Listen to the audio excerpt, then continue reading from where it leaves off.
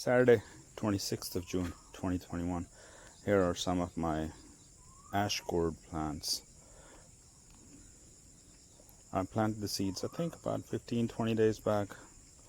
I didn't record it then, and now they're ready to be planted on, so I'm gonna go ahead today, not plant all of them yet, but maybe 5-6 of them I'm gonna plant today, and I'm gonna go ahead and plant them on top of the mounds that I made from the swales. I'll use quite a lot of compost that I make, so to give them enough to go on. Last time when we grew them, we had one plant which excelled, and I think one of the fruits that we took off it was 19 or 20 kgs. So yeah, I'm gonna give them, that was my first try, so this time around inshallah I should be able to improve on it, not in terms of size, maybe total number of fruits and total weight, or maybe the quality of fruit. Inshallah, we'll see. So here I'm out on my swale mound, and Kelly is with me today. Here's our swale. It's nice and cloudy. There's a bit of thunder. I don't mind because it's quite nice and not hot. Can't say cool, but not hot. So anyway, so here are my Ash Gourd pots. Ash Gourd plants in the pots.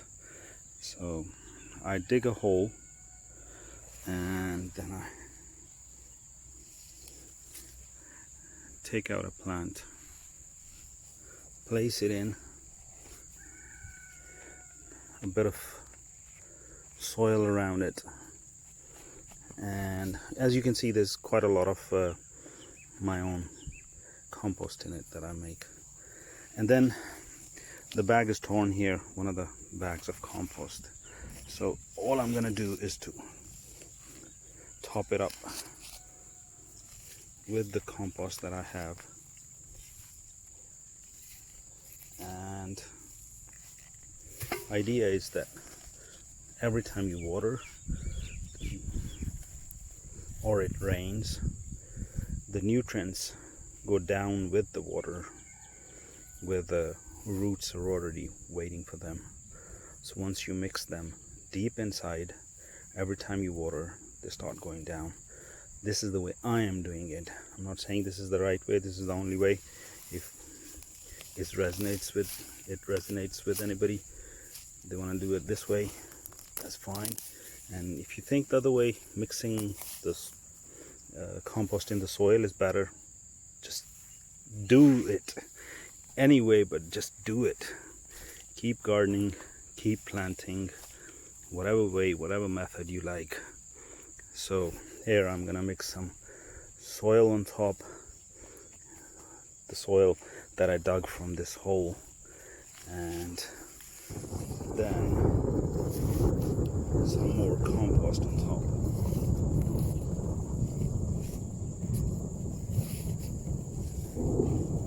So here it is. If and when, not if. So here it is. When I got some more mulch, I'll just mulch it around. Here, one is that, I think it's called Parthenium or something like that. I'll pull that. So it's gonna serve as mulch. Once again, one of the principles of permaculture, problem is the solution. So people who find this a problem, that's the solution. Here we go, onwards and upwards. This is a shisham, and I'm letting it be here because it's nitrogen fixer, and I haven't got much going on my swales yet, or mound of the swales yet. I'm working on it. There's lots of plants coming along.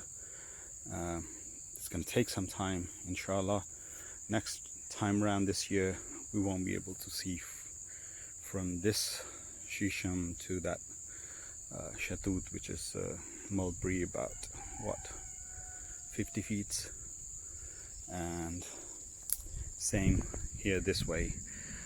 So next year round, inshallah, we won't be able to see through it all the way. It should be all covered. Here is one of the moringas that I've planted here, and some poplar. This is plum, and this peach tree is not doing very well, so I might take it out in a little while. Maybe once it goes dormant this year, I'll probably take it out. I'll plant some of the peach tree or something else here.